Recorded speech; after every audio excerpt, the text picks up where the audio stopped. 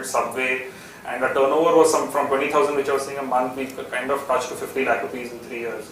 So this was again it's a very operationally tough business in terms of food. I'm sure if someone's complaining who's come here, khana nahi mila to it's like you're done. You're like the worst enemies. I'm probably the worst guy around here because everyone wants food at 8 o'clock, and thanks to Domino's, everyone wants it in 30 minutes. Irrespective whether you're having a run or you're having a cake, you want it in 30 minutes. So, and there is no, if you understand a little bit of the business in terms of, there is no way you can predict where the order will come from. So, I may put 10 guys in Koregaon Park and suddenly 20 orders come from Bane. So, it's a nightmare in terms of managing this. We did a lot of technology around this and scaled it pretty well, but then we realized our challenges in this entire business, and we were operationally profitable and stuff like that. But scaling it beyond a point was difficult. So, these 3 years were very tough operation in terms of completely drained me out in terms of being there every day, delivering food when required, and you're dealing with the lowest kind of labor in terms of the delivery guys who go on strike, there's theft of cash and everything possible, and that's when we kind of pivoted again in terms of what we had to look back at what we were doing. So 2011, early 11, when we started thinking on that. So I think as you mentioned, you're doing anything that worked at that time, whatever brought me the money, even though that wasn't the focus of the company when you started. So you also mentioned that when you went to the next phase of your business, you came across a lot of people who were willing to give you money at some crazy terms, so which you define as Paniya type of people. Yeah. So I haven't told you I'm a Paniya actually. Oh, I got that wrong.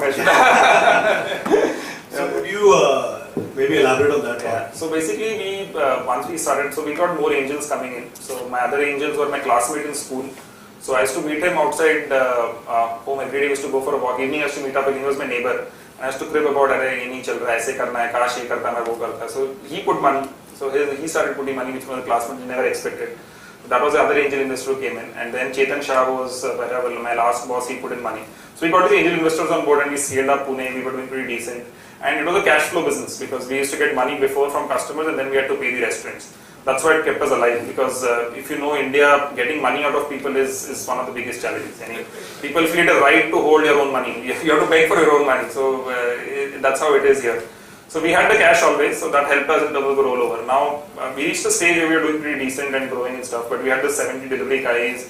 So every day was spent in some issue of sorry, ye banda nahi aaya, ye aaj kaam pe nahi karega, and all that stuff. So it was more of labor management and not a technology company, and scaling it beyond Pune was difficult. That's what we realized, that the idea always was to go pan-India and take it as a national company, and that's when we started thinking, okay, we need to kind of do something different and scale the model. How does labor scaling happen? You can't put 200, 300 guys, which people do right now in e-commerce companies, but back then you need a lot of money for doing that. So we went to Chetan again. He didn't have that kind of money to kind of scale that operation. So we went hunting around. We met all the VCs typically who are popular today, and everyone said no. And we were running out of cash, so we wanted to kind of do something quick. And we met two, I said Baniya, I won't use that now. But we met two guys who were, what I meant by Baniya was basically the daily interest guys, the sharks which you call. So if I look back, I feel so stupid, but we agreed to get money from them. So because we were so desperate, because it's your baby finally, you don't want to see it die. It's very emotional after you run for 4 years that you can't see it die like that. So you kind of accept anything, which I would strongly recommend, don't do it. It's better off probably dying sometimes than doing this. So we went and took money from these guys. So they were going to put in around 1 crore of money, which is huge money for us back then, and they gave us 15 lakhs advance. And this was July 2011. And they said they will do due diligence and check our papers and stuff like that. So we took money from them. And after taking money in 1 month, I realized it was the biggest mistake of my life. We became the dog on the collar probably, because sit up, get down, that kind of instruction we started getting for business, ki aisa nahi karna, ye nahi karna, and stuff like that. So it became nightmare actually. And those 4-5 months again were like completely terrible, because we didn't have money to give them back, and I didn't want to run business that way. It was complete nightmare. And finally we kind of discussed, but I was going to accept it and let's say, okay, let's grow business, probably then things will change. Now it's not what they're expecting, and that's when again things change, and we were lucky again with delivery hero coming in. I think there's a good learning there where a lot of us, when we want to start a business, one of the reasons typically uses, I don't want a boss, right? I'm going to quit, I'm going to be my own boss. But then when you start your business, run out of money, find a Paniya like me who gives you the money, then you have a much worse boss, because now the money is at stake. So let's go to the next stage, which is actually very exciting, interesting stage where you were struggling with this money that you got, but you got a boss who was pulling you by the collar, and then something happened out of the blue, which is actually unheard of that happened. So let's talk about the German connection. Yeah, so I still remember in detail because it's quite an emotional story and personally linked to me. So we were going to sign these guys finally. The due diligence was done and we had a lot of meetings and Chetan kind of helped us saying that we will not work like this, we will give you your freedom to work, and we agreed on certain things. For the company again we decided okay, chalo karenge. So it was a Wednesday and we were supposed to sign it on Saturday. We were supposed to go to Bombay and sign a term sheet, and so everything was set, and it was mixed emotion because I knew what the background was, but at the same time now I know my company is not going to die next month probably. So all set and done. So but Thursday night Wednesday I get an email from someone in Europe called Delivery Hero saying that they are interested to talk to us, and I was like okay, kuch hoga. I just ignored it, and nothing happened there. And Thursday they called me. So again, coincidence and sequence of things was they had an intern who was our customer in Pune, who was interning in Germany that time, and he had a good experience with Tasty Khana, and he gave my number directly saying that we can talk to him. So Thursday I got a call saying that we would like to invest in Tasty Khana. So again the same hurry story which initially the first I was like kahan se aa gaya suddenly invest karna chahta hai, and 2 days away and I'm saying I'm not interested. That's what I said again, I'm not interested.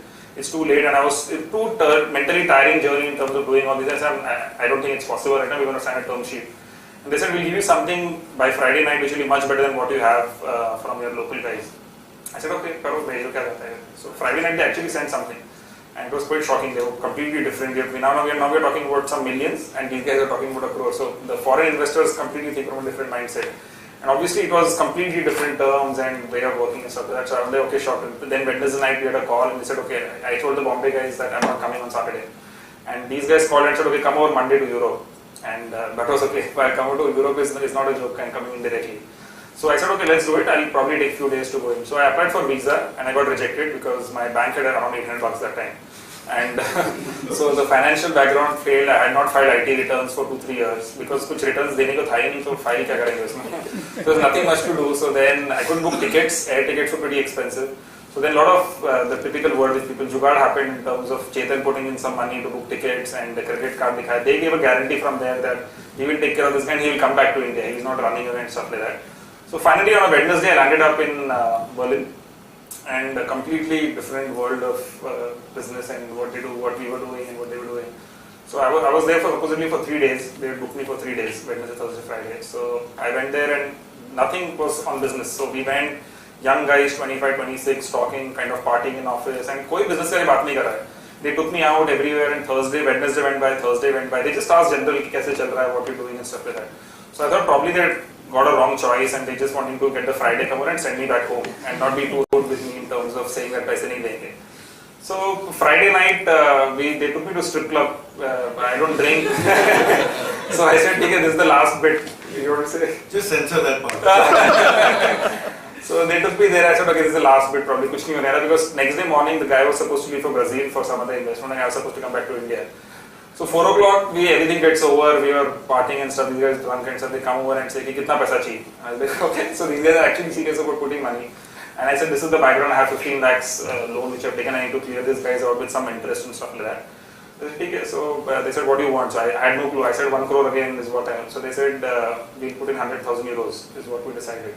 And we both at morning 4:30 we typed a term sheet which was 1 pager saying that we will invest so and so in Tasty Khana. And we will do a 2 million round subject to some due diligence and stuff like that, and that's what happened. By the time I was in India, I had 70 lakhs in my account, so that's how it happened. So,